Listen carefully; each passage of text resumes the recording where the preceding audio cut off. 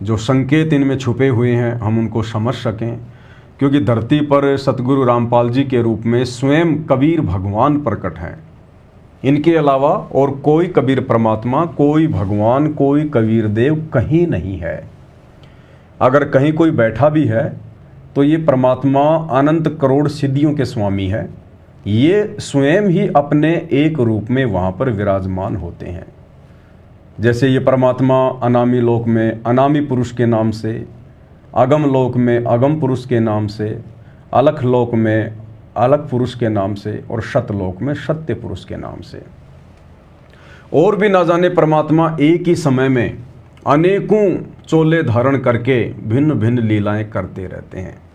जैसे वर्तमान में गुरुदेव भगवान एक रूप में सतलोक में भी बैठे हैं, एक रूप में परमात्मा हिसार जेल में बैठकर भी लीला कर रहे हैं, एक रूप में गुरुदेव अपने सभी सत्सेवक बच्चों के घरों पर शब्द रूप में विराजमान है, और ना जाने कितने ब्रह्मांडों में परमात्मा क्या क्या रूप धारण करके लीला कर रहे होते हैं। क्योंकि ये लीलाधर है।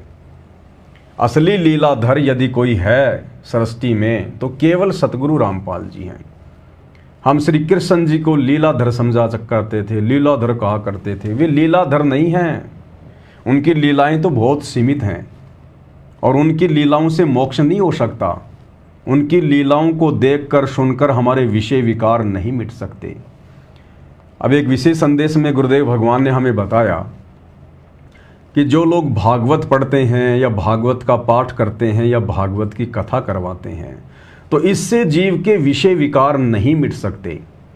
अब भागवत में क्या कथा सुनाई जाएगी? ऐसे ऐसे एक बार गोपियां स्नान करने के लिए नदी के किनारे गई।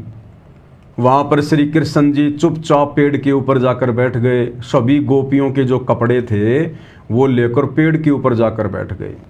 जब गोपियाँ नहाने के बाद में अपने कपड़े लेने के लिए आई तो पता चला कि कपड़े तो हैं ही नहीं। इधर उधर देखा तो ऊपर श्री कृष्ण जी दिखाई दिए। अब वो बेचारी कह रही हैं कि हमारे कपड़े दे दो, हमारे वस्त्र दे दो, हम निवस्त्र हैं, हमें शर्म आती है। तो श्री कृष्ण जी कहते कि नहीं नहीं नहीं, इस नदी से तुम निर्वस्त्र होकर नंगी होकर बाहर आओ, फिर मैं तुम्हें कपड़े दूंगा। बहुत मिन्नत करने के बाद फिर बेचारी अपने गुप्तांगों पे हाथ वगैरह रखकर, अपने स्तन पे हाथ रखकर फिर शर्म के मारे शर्माती हुई बाहर आई और तब श्री कृष्ण जी ने उनको कपड़े दिए। अब बताओ भाई और बहनों, ये भागवत है या फिर ये कोई पोर्न वीडियो है? ये भागवत है या कोई कामवासना का ये कोई ग्रंथ है? अब इस प्रकार की कथा यदि कोई सुनेगा तो विषय विकार दूर होंगे या विषय विकार और ज़्यादा उत्पन्न होंगे?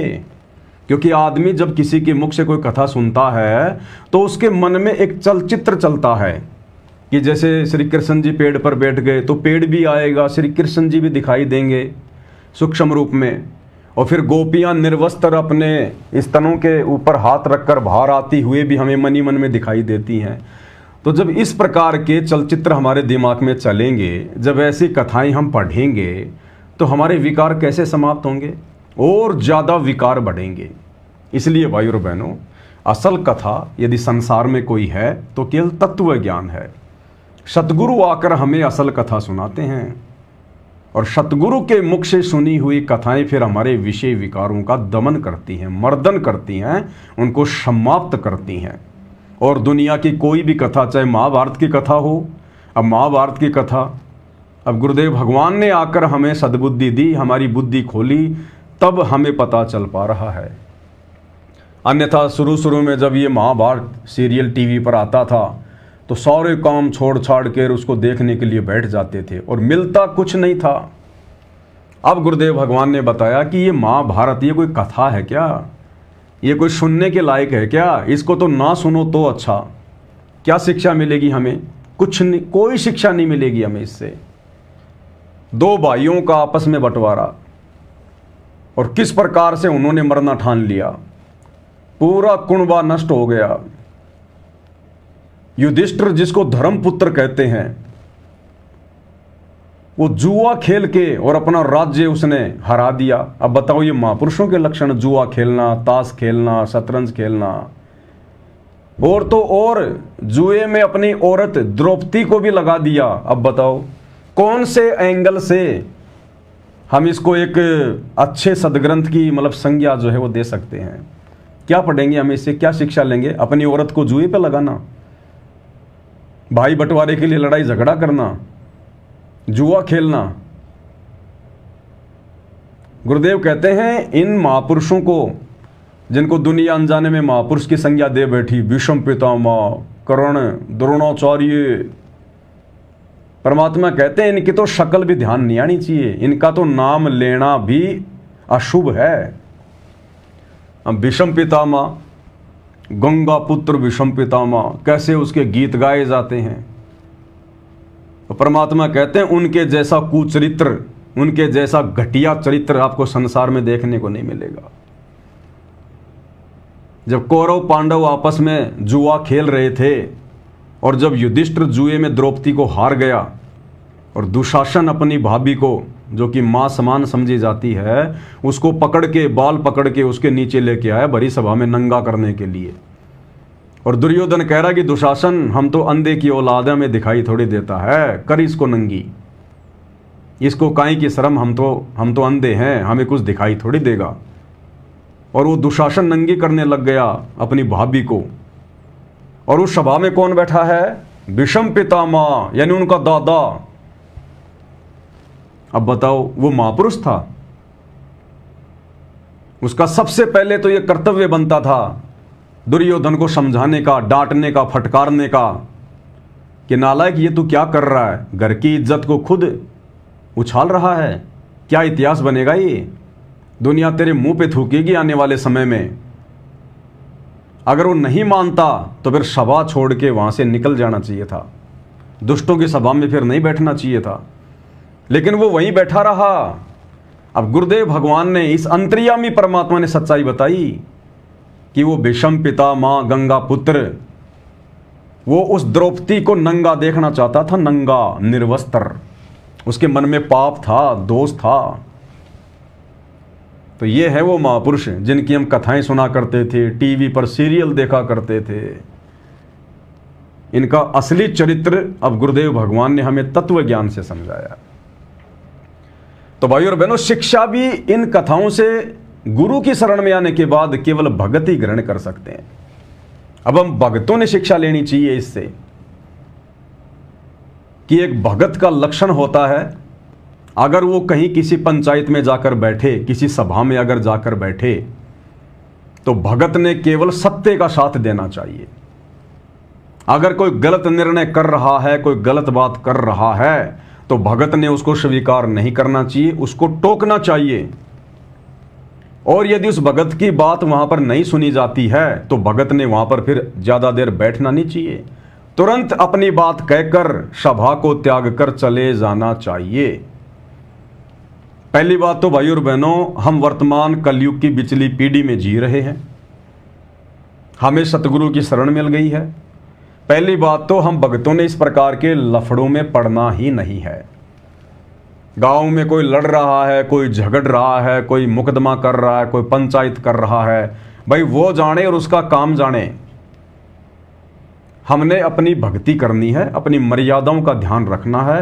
अब हमने पहले की तरह फालतू में ठेकेदार नहीं बनना, पंचायती नहीं बनना, हमने जज नहीं बनना। अब हमें परमेश्वर ने समझा दिया कि बेटा सब अपने कर्मों का भोग भोगते हैं। आज अगर किसी के साथ में गलत हो रहा है तो सामाजिक दृष्टि में तो लोग यही कहेंगे कि देखो भाई बेचारा निर्दोष था, गरीब आदमी था और जानबूझ के उसको सताया जा रहा है, उसको दुखी किया जा रहा है। लेकिन गुरुदेव ने बताया कि बेटा यहां पर एक आत्मा के असंख्य जन्म हो चुके हैं और जिस व्यक्ति को आज दुखी किया जा रहा है, सताया जा रहा है, ना जाने किसी जन्म में इस व्यक्ति ने उसको भी सता रखा है, दुखी कर रखा है। ये अपना कर्म फल भोग रहा है और किसी के कर्म फल में हम बीच में ठेकेदार ना बने। हम केवल संदेशा दे सकते हैं परमात्मा से जुड़ने के लिए, भक्ति करने के लिए, अन्यथा वो अपना कर्मदंड भोगेंगे। इसलिए भाइयों और बहनों, हमें भक्ति मिल गई, सतगुरु मिल गया, तत्व ज्ञान मिल गया। झगड़ा चाहे पड़ोस में हो चाहे रिश्तेदारी में हो, वो पड़ोसी जाने और रिश्तेदार जाने। हमने ना तो फालतू की कोई गवाही देनी है, ना हमने फालतू का कोई गवाह बनना है। और जिस समय लड़ाई झगड़ा हो उस समय बैठ के अपनी माला लेके अपने घर में बैठ जाओ, देखना भी नहीं है। अगर खड़े होके देखेंगे तो भी हम परमात्मा के दोषी बनेंगे, और ये काल फिर हमें किसी न किसी प्रकार से हमारे को फिर घुमा देगा। फिर आई विटनेस में आपका भी नाम लिख दिया जाएगा कि साहब जिस समय लड़ाई झगड़ा हो रहा था, जिस समय ये लोग मेरे घर पर आए थे डंडे लेके, हथियार लेके, उस समय वो फला फला हैं, वो रामचंद्र दास भी गेट पे खड़ा होके देख रहा था। तो उसी समय पुलिस फिर आपके भी ले लेगी बयान, आ जा भाई, बोल भाई तूने क्या देखा। अब आप क्या कहोगे बताओ। अगर ये कहोगे कि मैंने नहीं देखा तो ये झूठ हो गया, और देखा, और यदि फिर आप उनके बीच में पड़ोगे फिर आपकी भक्ति डिस्टर्ब हो जाएगी। तो वर्तमान में तो भाई और बहनों हमने बिल्कुल हर प्रकार से आंख बंद कर लेनी है संसार से। कौन लड़ रहा है, कौन झगड़ रहा है, कौन मर रहा है, बाढ़ में जाओ। ये दुनिया ये काल का लोक है, यहाँ कभी शांति नहीं हो सकती। अगर शांति होगी तो सतगुरु के चरणों में आने से, सतगुरु की शरण में आने से, उनकी भक्ति से, उनके आशीर्वाद से। तो हमने किसी प्रकार के लफड़े में नहीं पड़ना है, और अपनी भक्ति पे हमने ज़्यादा ज़्यादा ध्यान देना है, और फालतू के लोगों के साथ में ना हमने व्यर्थ में उठना और बैठना है। अगर उठोगे बैठोगे, कल को कोई दो बात हो गई तो उसमें आपको भी बीच में ठोक दिया जाएगा। इसलिए परमात्मा कहते हैं दुनिया से ती दोस्ती, पड़े भजन में भंग, एकाएकी राम से के साधु के संग। तो प्रसंग चल रहा था महाभारत का। तो शिक्षा भी इन ग्रंथों से सतगुरु की शरण में आने के बाद, सतगुरु के सत्संगों को सुनकर भगत ही ग्रहण कर सकते हैं। तो हमें शिक्षा लेनी चाहिए कि किस प्रकार से भाई बंटवारे को लेकर और पूरा का पूरा खानदान नष्ट हो गया, पूरे कौरव नष्ट हो गए, करोड़ों की संख्या में सैनिक मरवा दिए गए, और अंत में उनको भी जो है हिमालय में जाके गल के मरना पड़ा। पांडवों को भी थोड़े बहुत दिन उन्होंने राज्य किया करोड़ों लोग मरवा के, उसके बाद उनको भी हिमालय में जाके गल के मरना पड़ा और फिर नरक में डाले गए। तो सतगुरु की शरण में आने के बाद हम भगत भाई बहनों ने शिक्षा मिलती है कि ये जमीन, ये जायदाद, ये मकान, ये संपत्ति, ये यहीं की यहीं पड़ी रह जाएगी, और ना जाने कितने लोग इनके ऊपर मुकदमे कर करके मर गए, लड़ाई झगड़ा कर करके मर गए, रजिस्ट्रियां करवा करवा के मर गए। ये जमीन यहीं की यहीं पड़ी है और लोग ना जाने कितने मर गए, खप गए। तो अब सतगुरु की शरण में आने के बाद हमने संतोष भी करना पड़ेगा, धैर्य भी धारण करना पड़ेगा। अगर भक्तों का भी आपस में भाई बंटवारा होता है, दूसरे परिवार वाले या भाई बंधु आपके अनुपदेशी हैं, और यदि बंटवारा होता है तो भगत ने उस बंटवारे में किसी भी प्रकार से लड़ाई झगड़े की कोई गुंजाइश नहीं रखनी चाहिए। भगत ने तो करना ही नहीं है लड़ाई झगड़ा, भले भगत के साथ में दूसरे अनुपदेशी अन्याय क्यों ना कर रहे हैं, भले आपको 1 बीघा जमीन, 1 एकड़ जमीन आपको कम क्यों ना दे रहे हैं, भले आपको सबसे घटिया जमीन क्यों ना दे रहे हैं, भले आपको वो पुराने वाले मकान क्यों ना दे रहे हैं, भगत ने सहर्ष स्वीकार कर लेना चाहिए, अड़ना नहीं चाहिए। परमात्मा कहते हैं दास गरीब शकल में साहिब, नहीं किसी से अड़ना रे। उस समय वो भी हमारी परीक्षा होती है, हमारी परीक्षा। सतगुरु वो परिस्थितियां पैदा करके अपने भगत की जो है वो परीक्षा ले लेता है कि देखता हूं मेरे भगत के मन में अभी भी ये संपत्ति के प्रति, मकान के प्रति, जायदाद के प्रति अभी भी मन में किसी प्रकार की कोई ठूठा है या नहीं है। मेरे भगत के अंदर धैर्य, संतोष, ये गुण आए कि नहीं आए। अपने सतगुरु पर भगत विश्वास करता है कि नहीं करता है, या भगत भी उनकी तरह हो जाएगा कि नहीं वो जमीन तो बंजर है, उसमें तो कुछ पैदा ही नहीं होता, मैं क्या करूंगा उसको लेके। कोई ना नुकर नहीं, वो आपकी पैतृक संपत्ति है। सोचिए आप पैदा हुए और आप किसी भिखारी के घर में पैदा होते तो आपको तो वो जमीन भी ना मिलती जो बंजर आपको मिल रही है। आप किसी रेड लाइट पर किसी भिखारी की औरत के गर्भ से जन्म लेते, पैदा होते, गाड़ियों का धुआं, मिट्टी आपको ये फांकने को मिलती, वहीं रोड पे सोना पड़ता, रेड लाइट पे उस पुलिये के नीचे जहां पर लोग पेशाब करते हैं, आपको वहां पे सोना पड़ता। आज कम से कम आपको अपने बाप का भाई बंटवारे में वो पुराना मकान तो मिल रहा है। तो इस प्रकार से भी हमने संतोष करना चाहिए इस ज्ञान को आधार बनाकर। और दूसरा सबसे बड़ा संतोष कि मैं तो सतगुरु की शरण में हूं। मेरा सतगुरु तो बंजर में भी सोना उपजा दे, बंजर में भी। जब धना भगत के खेत में परमेश्वर ने बीज भी नहीं डालने दिया, धना भगत खाली छोटे छोटे कंकर फेंक के आ गया और परमात्मा ने तुम्बे में जवार दे दी। हो सकती है क्या?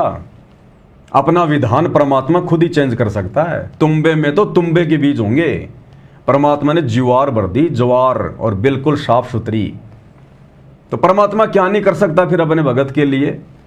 तो ये समय भाई और बहनों हमारी परीक्षा का होता है। अब मान लीजिए आपका सतलोक जाने का समय आ रहा है, अब हमें तो पता नहीं चलेगा ना, वो तो सतगुरु को पता है कि हमारी भक्ति पूरी हुई कि नहीं हुई, हम कब जाने योग्य बनेंगे। मान लीजिए हमारा सतलोक जाने का समय नज़दीक है और इधर भाई बंटवारा आ गया और उस समय आप किसी न किसी बात को लेकर लठ लेके खड़े हो जाओगे, तो आपके तो अंदर सब कुछ सिस्टम चेंज हो जाएगा। मन में वही मनीलता, दुष्ट विचार, तरह तरह के विचार।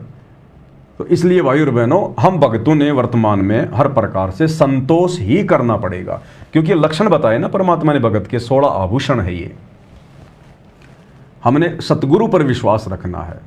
जमीन ना होगी तो भी परमात्मा दे देगा। एक सत्संग में गुरुदेव ने बताया कि ये परमात्मा, जब तुम अपने घर का दरवाजा खोलो तो तुम्हें नोटों से भरा हुआ मकान मिले, नोटों से भरा हुआ, और दुनिया के किसी भी बैंक से जाके तुम मिला लेना, किसी भी बैंक से, अगर जरा भी नंबर में कोई उकचुक मिल जाए तो। ये वो परमात्मा है।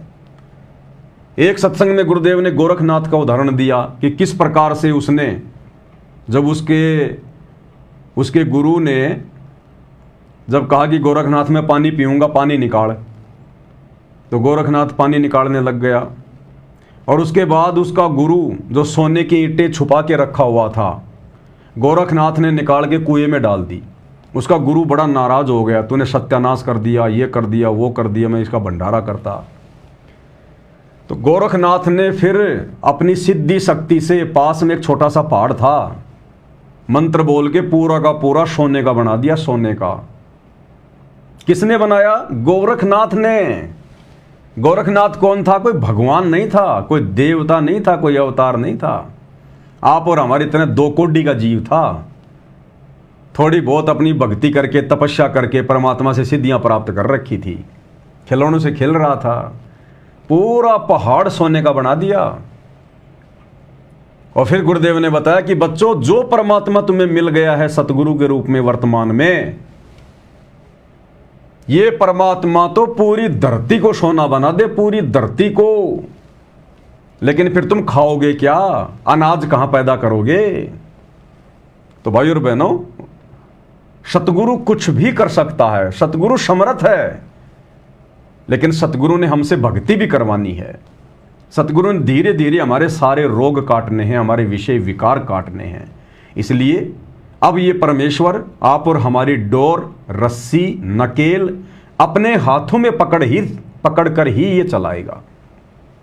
तो हमने हर समय, हर स्थिति में सतगुरु की रजा में राजी रहना है कि जैसा मेरा भगवान, मेरे गुरुदेव जैसा मुझे रखें, जैसा मुझे चलाएं, मैं उसी अनुसार उनकी रजा में राजी रहकर ही प्रसन्न रहूँगा। इसलिए भक्तों ने कहीं कोई आड़ आरास नहीं करनी चाहिए। ये सतगुरु का ज्ञान है, सतगुरु के सत्संगों का निष्कर्ष है ये। मैं पवनदास कोई उपदेश नहीं दे रहा, ये बातें मेरे ऊपर भी लागू हैं, आप बातें आप पर भी लागू हैं, सब पर लागू हैं। तभी हमारी भक्ति सफल होगी, नहीं भक्ति सफल हो ही नहीं सकती। अगर आप किसी भी बात को लेकर मनमुटाव कर लोगे, लड़ाई झगड़ा कर लोगे, तो पहली बात तो हमारा अंतःकरण खराब हो जाएगा, समय पर हमारा भजन नहीं होगा, कोर्टों के हम चक्कर काटेंगे, हैं, तारीखों पे तारीखें, दुनिया भर की टेंशन, वकील लूटेगा, और क्या पता केस हार जाएं, जीत जाएं, सजा हो जाए, हमेशा दिमाग में टेंशन रहेगी। तो भक्ति कहाँ करेंगे हम कर ही नहीं पाएंगे भक्ति। इसलिए परमात्मा कहते हैं थोड़ा खा लो गम खा लो। कबीरा आप ठगाइए और न ठगिए कोई, आप ठगाए सुख होत हैं और ठगे दुख होए। इसलिए भगत को यदि कोई ठग रहा है, भगत को यदि कोई मूर्ख समझ रहा है, पागल समझ रहा है, तो समझने दो। वो कितना खा लेगा, कितना लूट लेगा, और लूट कर खाकर जाएगा कहाँ?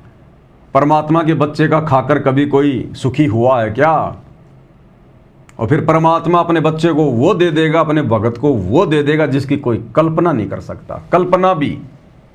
तो हमने अपने गुरुदेव भगवान की रजा में राजी रहना है। तो इन कथाओं से शिक्षा भी केवल सतगुरु के भगत ही ले सकते हैं। वर्तमान में क्या क्या शिक्षा है, ये महाभारत की लड़ाई की जड़ क्या है। गुरुदेव ने बताया कि युधिष्ठिर ने एक शीश महल बनवाया था, और इस शीश महल को देखने के लिए दुर्योधन भी चला गया कि भाई चलो देखते हैं, भाई ने बहुत सुना है, बहुत अच्छा महल बनवाया है। तो उसमें ऐसी ऐसी व्यवस्था थी, जहां पर जमीन है वहां तो पानी भरा हुआ है, सामने वाले को दिखाई नहीं दे, और जहां लगे कि सामने पानी है वो तो बिल्कुल जमीन होती थी। तो ऐसे ही वो धोखा खा गया दुर्योधन और पानी में गिर गया, जमीन समझकर पानी में गिर गया। ऊपर जो द्रौपदी थी वो नहा धोकर अपने बाल वगैरह सुखा रही थी, उसने देखा कि दुर्योधन तो पानी में गिर गया। अब उसने मजाक कर दिया अपना देवर समझ के, उसने कहा कि अंधों के अंधे ही पैदा होते हैं। अब इस बात को लेकर दुर्योधन के मन में गांठ पड़ गई, उसने बदला लेने की सोच ली, बदला लेने की। अब गुरुदेव ने हमें क्या कहा, हमें क्या शिक्षा मिलती है। पहली बात तो हमने इस भक्ति मार्ग पर किसी के साथ में मजाक नहीं करना है। मजाक भगत को ना शोभा देता है, ना भगत के लिए है मजाक। हमने कोई मजाक नहीं करना। मजाक करने की हमें फुर्सत ही नहीं होगी। जब हम सतगुरु की भक्ति को सही प्रकार से करने लग जाएंगे तो मजाक करने की आप और हमारे पास में फुर्सत ही नहीं रहेगी। जब आपको ये भगवान समझ में आ जाएगा, ये ज्ञान समझ में आ जाएगा, इस काल का लोक में कितना दुख है, कितना तकलीफ है, कितने संकट हैं, जब ये समझ में आ जाएगा, ये नरक का दुख, 84 लाख योनियों का दुख, तपतशिला का संकट, जब ये समझ में आ जाएगा तो भाई और बहनों मजाक की तो फुर्सत ही कहाँ है। भगत हमेशा एक मीठी मीठी टेंशन में रहेगा, एक चिंता में रहेगा भगत। ये परमात्मा अगर मेरा पैर फिसल गया तो सारा काम बिगड़ जाएगा। हंसी भी बड़ी मुश्किल से आएगी भगत को, हंसी भी बड़ी मुश्किल से, हमेशा उनमुना सा रहेगा, उनमुना सा। तो मजाक की तो फुर्सत ही कहां भगत को। और मान लो अगर मजाक अगर कर भी दिया था द्रौपदी ने, तो फिर हमने दुर्योधन जैसा नहीं होना। भाई भाभी थी, मां के समान है, अगर दो बातें बोल भी दी तो कौन सी बड़ी बात है। तो हमने दुर्योधन की तरह रिएक्ट नहीं करना। हम भक्तों के साथ अगर कोई मजाक भी करता है, कोई भुंडा भी बोलता है, दो गालियां भी दे देता है, कोई अगर वो कड़वा भी बोल देता है, कोई अगर कोई ताना मार देता है, तो हम भक्तों ने दुर्योधन की तरह उनकी बातों को अपने दिल पे नहीं लेना चाहिए। हमें यह भी शिक्षा मिलती है। आवत गाड़ी एक है, उल्टा हो अनेक, कहे कबीर ना उल्टी और रहे एक की एक। जो तो को काटा बोवे ताको बोतु फूल, तो ये फूल के फूल हैं वाको हैं त्रिशूल। तो हमने दुर्योधन की तरह पाका घड़ा नहीं बनना है। परमात्मा अपनी वाणी के माध्यम से हमें समझाते हैं कि साधु सज्जन और सोना ये टूट जुड़े सो बार। साधु यानी भगत संत, उसके अंदर एक लक्षण होना चाहिए, उसके अंदर एक वो गुण होना चाहिए। अगर किसी बात को लेकर आपस में छोटी मोटी कोई तकरार हो जाए, मनमुटाव हो जाए, झगड़ा भी हो जाए, तो उन्होंने परमानेंट उस झगड़े को अपने दिल पे नहीं लेना। जैसे दो छोटे छोटे बच्चे आपस में लड़ लेते हैं, झगड़ लेते हैं, और आधा घंटे में फिर वैसे ही हो जाते हैं, फिर आपस में खेलने लग जाते हैं, प्यार प्रेम से बोलने लग जाते हैं। तो परमात्मा कहते हैं साधु सज्जन, सज्जन यानी भला इंसान, अच्छा इंसान किसी की बात को अपने दिल पे नहीं लेता है, भूल जाता है कि नादान है, बालक है। साधु सज्जन सोना, सोना एक धातु है, उसको कितनी बार पिघला दो, कुछ भी बना लो, आपने उसका हार बना लिया, फिर हार को आपने वापस तोड़ ताड़ के पिघला के चाहे दूसरी कोई चीज बना लो, चाहे 1000 बार उसको दूसरी तीसरी चौथी चीजें बना लो, आसानी से बन जाएगी। तो परमेश्वर कहते हैं भगत का जो व्यवहार है वो ऐसा होना चाहिए। साधु सज्जन सोना टूट जुड़े सो बार, यानी मन में कोई राग द्वेष छल कपट ईर्ष्या भाव नहीं होना चाहिए। दगा करने की भावना, धोखा देने की भावना भगत के अंदर नहीं होनी चाहिए। तो कहते हैं साधु सज्जन सोना टूट जुड़े सो बार, और दुर्जन कुंभ कुमार का एक धक्के दरार। भगत ने कुम्हार के पके हुए मटके की तरह व्यवहार नहीं करना चाहिए। दुर्जन जो व्यक्ति होता है वो फिर दुर्योधन जैसा हो जाएगा। जैसे कुम्हार का पका हुआ मटका अगर फूट जाए फिर दोबारा आप उसका मटका नहीं बना सकते, वो किसी काम का नहीं है फिर वो। तो परमेश्वर कहते हैं साधु सज्जन सोना टूट जुड़े सो बार, और दुर्जन कुंभ कुमार का एक धक्के दरार। तो ये भी हमने शिक्षा लेनी चाहिए। फिर परमेश्वर ने बताया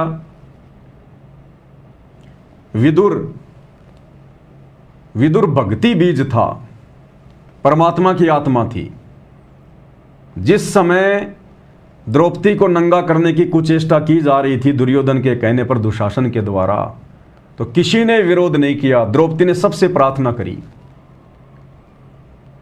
केवल एक भक्ति बीज बताया परमात्मा ने। विदुर ने उसी समय खड़े होकर कहा कि रे नालायको, तुम क्या कर रहे हो? तुम आपस में काका ताऊ, काका चाचे के बेटा बेटी, एक तुम्हारा खानदान, एक तुम्हारा ये परिवार, और तुम आपस में अपनी इज्जत को उछाल रहे हो। अरे द्रौपदी, तुम्हारी भी तो भाई कुछ लगती होगी। कल को समाज क्या कहेगा, देश दुनिया क्या कहेगी, इतिहास तुम्हारे ऊपर थूकेगा। लेकिन वहां पर विदुर की बात नहीं मानी गई, विदुर की पिटाई हुई। उसी समय विदुर ने सभा छोड़ दी और वहां से निकल गया तो वो बच गया, अन्यथा शब का बक्कल उतरा वहां पर, शब का। तो भगत के अंदर विदुर जैसा स्वभाव होना चाहिए। या तो कहीं जाओ मत, कहीं बैठो मत, और अगर कोई बात हो जाती है तो फिर दो शब्दों में कहो कि भाई ऐसी ऐसी बात है, ये गलत है, ये सही है, नियम तो ये कहता, भाई बात तो ये है। और फिर यदि आपकी बात को वैल्यू नहीं दी जाती है, महत्व नहीं दिया जाता है, फिर वहां नहीं बैठना चाहिए। परमात्मा कहते हैं तुरंत वहां से उठ के चल दो भाई, अन्यथा फिर तुम दोषी बनोगे परमात्मा के। जैसे भीष्म पितामह परमात्मा का दोषी बन गया। जो गुरु था उनका वो दोषी बन गया, जो कर्ण था वो दोषी बन गया, और वो द्रोणाचार्य जो उनका गुरु था वो दोषी बन गया। और अंत में देखो किस प्रकार दुर्गति से उनकी मृत्यु हुई, दुर्गति से। और एक सबसे बड़ी शिक्षा क्या मिलती है हमें? भीष्म पितामह, द्रोणाचार्य और कर्ण, इनके अंदर दुर्बुद्धि कहां से आई? दुर्योधन का मलिन अन्न खाकर, उस पाप आत्मा का अन्न खाकर। तो हम भगत भाई बहनों ने सतगुरु की शरण में आने के बाद, सतभक्ति लेने के बाद, हमने अनुपदेशी के यहां पर बिल्कुल भी भोजन पानी नहीं करना चाहिए। वो चाहे हमारा आड़ोसी पाड़ोसी हो, चाहे रिश्तेदार हो, चाहे कोई जीवी हो। जो सतगुरु का हंस नहीं है, जो सतगुरु का भगत नहीं है, सतगुरु से उपदेश प्राप्त नहीं है, उसके ऊपर 3 लोक का भार चढ़ा हुआ, 3 लोक के पाप, जन्म जन्मांतरों के। और यदि हम उसके घर का अन्न खाएंगे, जल पिएंगे, तो फिर हम उसके पाप कर्मों में हिस्सेदार बनेंगे, और फिर हमारे अंदर भी वही कुबुद्धि, वही विचार उत्पन्न होने शुरू हो जाएंगे। तो इस महाभारत से हमें बहुत सारी शिक्षाएं मिलती हैं गुरुदेव भगवान के आशीर्वाद से। अन्यथा सतगुरु की शरण में आए बिना इन ग्रंथों को चाहे कितना ही पढ़ लो, चाहे रामायण को पढ़ लो, चाहे महाभारत को पढ़ लो, चाहे भागवत को पढ़ लो, किसी इंसान को कोई सद्बुद्धि नहीं आ सकती। अब देख लो ना, पूरी दुनिया पढ़ रही है, इतने कथाकार हो रहे हैं, एक से एक बढ़ के वो कलाकार हैं, दिन रात पाठ करते हैं। है किसी पे कोई असर? किसी के विषय विकारों पे कोई कंट्रोल है? बिल्कुल नहीं है। सद्बुद्धि है किसी को? कोई सद्बुद्धि नहीं है। तो भाई और बहनों, ये सद्बुद्धि भी सतगुरु की शरण में आने के बाद, और सतगुरु अपना आशीर्वाद देकर हमारा ज्ञान योग खोलता है, तब हमें उनके प्रवचन समझ में आते हैं। अन्यथा इतने सारे टीवी चैनल पर सतगुरु के प्रवचन चल रहे हैं, घर घर में सतगुरु की पुस्तकें पहुंच चुकी है, लोग उनको पढ़ भी रहे हैं, देख भी रहे हैं, बुद्धि क्यों नहीं आ रही उनको? उनको सतगुरु से जुड़ने की प्रेरणा क्यों नहीं हो रही? क्योंकि भाई और बहनों, उनके ऊपर वो विशेष रजा, विशेष मेहर गुरुदेव भगवान की नहीं है, जो आप और हमारे ऊपर समय रहते हो चुकी है। तो हमने इसका भरपूर फायदा उठाते हुए भक्ति मार्ग पर आगे की ओर बढ़ना।